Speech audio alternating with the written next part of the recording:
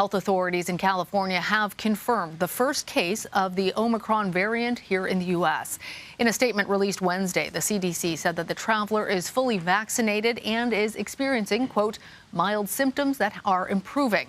They have been self-quarantining. Authorities have also reached out to the person's close contacts and say that they have tested negative. The individual traveled from South Africa on November 22nd. The U.S. joins now more than 20 countries and territories around the world to have detected the strain. The Biden administration is now preparing stricter testing requirements for all travelers entering the country, including Americans. Anna Werner leads off our coverage in San Francisco. CBS News has learned the first known U.S. Omicron patient traveled through here, San Francisco International Airport. Now, state authorities are crediting the state's large-scale testing system for discovering that case, and they say they're going to be stepping up testing at U.S. airports. The patient was identified only as someone between 18 and 49 who landed in the U.S. 3 days before Thanksgiving, developed mild symptoms on Thanksgiving Day, and tested positive 4 days later. The sample was then genetically sequenced overnight at a University of California San Francisco lab and was confirmed to contain the Omicron variant. They had received a full dose of the Moderna vaccine, but no booster. 5 days after the World Health Organization declared Omicron a variant of concern, little is known. Officials are urging the public not to panic, but say it may be more contagious and better able to evade vaccines than any other variant discovered so far. Today at the White House, Dr. Anthony Fauci said it will be weeks before researchers can determine how severe and transmissible Omicron really is. But current vaccines, he says, probably offer at least some protection. We know what we need to do to protect people. Get vaccinated. If you're not already vaccinated, get boosted. Hospitalizations and deaths were already predicted to increase after a recent surge in cases before Omicron was detected. The Delta variant still accounts for more than 99% of cases worldwide. Now, labs across the country are sequencing approximately 80,000 PCR tests a week to see where Omicron might show up. CBS's David Begnaud was given access to a New York City lab sequencing about 2,000 of those test samples. How long did it take for Delta to become the majority of all COVID-positive patients in New York City? It was probably 6 to 8 weeks. So is it your guess that once you detect Omicron, within, let's say, a month and a half to 2 months, it could be the majority of everything? It could definitely be. It's a race against the new variant. Right now, international travelers must test negative within 72 hours of their departure for the U.S. from any destination. But the White House is expected to tighten those rules so that everyone coming to the U.S. must test negative within a day of boarding, regardless of whether they are vaccinated. The CDC announced yesterday it was expanding surveillance at 4 of the nation's busiest airports. That includes here at San Francisco International. And we've learned the agency is now investigating several more potential Omicron cases in several states. And the mask mandate for planes, trains, and buses has been extended through March. Lana? Several more investigations. All right, Anna, thank you. Dr. Adam Brown joins me now. He's an emergency physician and the COVID-19 task force chair at Envision Healthcare. Dr. Brown, always good to have you on the show. So as we've been reporting, we now have a confirmed case of the Omicron variant, and there could very easily be more infections in the country already at this point.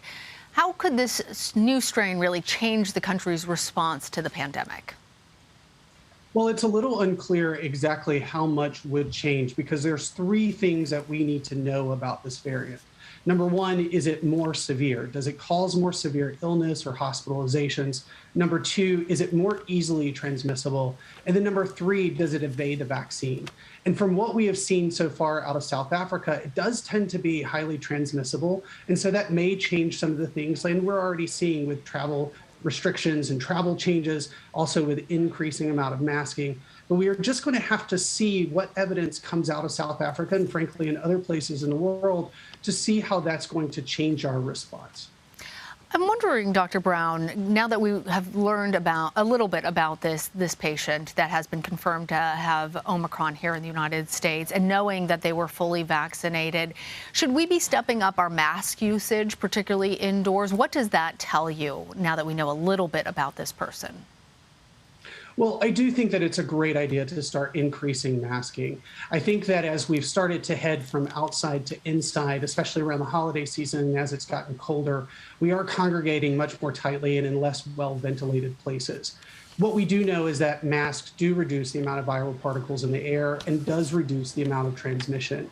And so for a lot of people here in the United States that have been vaccinated, it's time for them to get boosted because they are at risk for getting the infection. And while they may not get severe infections or even die from the disease, what they can do is spread it to other individuals. Lana, we have to remember 41% of our country is not fully vaccinated. And even of those who have been vaccinated, a significant number of those have not been boosted. So there is a huge opportunity for the virus and the variant Delta that's staring us here in the face for its opportunity to continue to spread even before we start thinking about Omicron. Right, and even though we don't have those answers yet, we still need to employ all of our defenses. I just got my booster this past week. Good. As we're talking about vaccines and waiting to try and find out how effective our current vaccines are going to be against this variant, there are still tens of millions of Americans who are choosing to remain unvaccinated. And we've even started to hear some people using these emerging variants as reasons not to vaccinate. What do you have to say to them? What's interesting, I was asked that question the other day of what I was most concerned about Omicron, and that was one of my biggest concerns, is that people will use this as a reason to not get vaccinated. And I have to say, again, that we're staring here at winter season with 99% of the cases in the United States being Delta. So there is more than ample reason for us to get vaccinated. But I also do listen empathically to people who have questions about vaccination. There's still a lot of mis and disinformation that's out there.